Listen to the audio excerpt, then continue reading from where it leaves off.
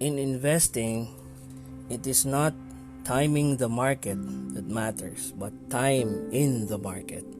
Long-term, big picture thinking. I cannot emphasize this well enough. If there is anything that anyone should learn, it is that everything is just for now.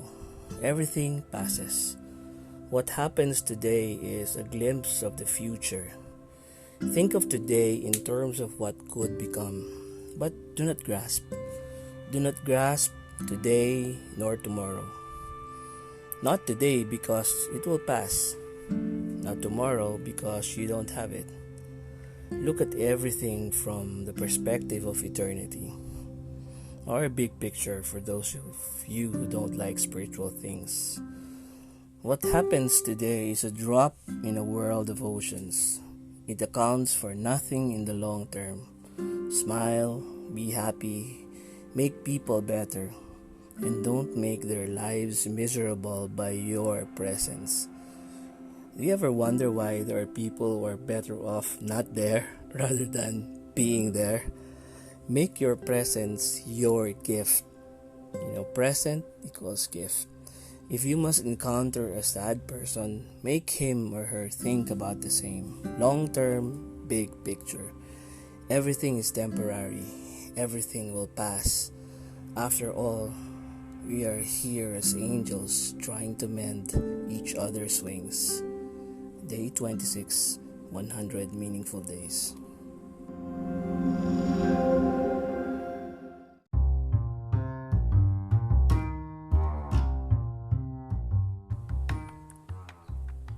Change the world. Go that extra mile. Where others slack, push forward. I remember a rich client back in the bank who said to me, "You cannot blame me for being rich." While the other people were still fast asleep, I was already in the market selling my catch. Now I'm resting. They're still working.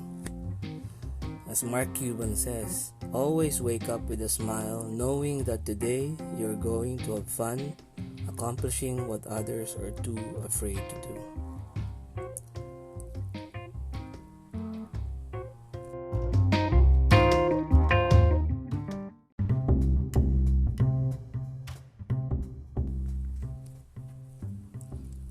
Again, taking into consideration any company that is selling 100 times PE or 500 times PE, because there are companies out there that's like that, it is not impossible for them to deserve that valuation as it is right now. I remember Facebook trading at the beginning when it was still unclear how they will get the income. They have a valuation of about 100 times PE, and if you will look at the discounted EPS, or earnings per share, the discount rate of 5%, using the T-bills rate example, in 2012 Facebook may be valued at $38 if the EPS growth rate is assumed to grow by 52% every year for the next 10 years. Which is not impossible. Apple did it. Google also did it. But as Benjamin Graham wrote in Security Analysis, it is always best to look at margin of safety. Again, I may be wrong saying this, especially now looking at hindsight of what happened to FB later on. But since as a person who does not know anything about the future of FB or any social media site, for example,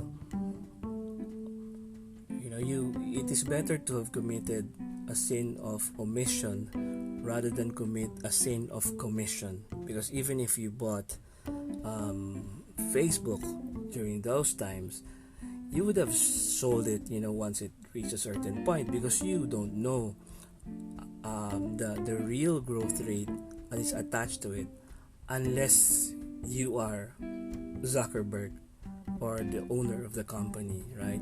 That is why if your mentality is like a trader mentality, you would not have got into that state of confidence. Of course, if you're Zuckerberg, then you know that, hey, are you valuing my company at $38 only?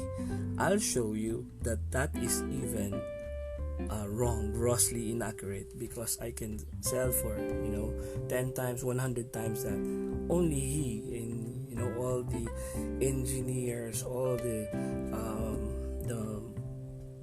think tank members of Facebook can do that. But from an investor mentality, if you don't know what will happen to a company, then don't assume that you know anything about an industry that is unclear to you. So as Benjamin Safety wrote, it is always best to look at margin of safety. Warren Buffett puts it bluntly, and I rephrase it a bit. I don't like clearing 7-foot poles. I would rather clear 1-foot pole and do it more than 7 times.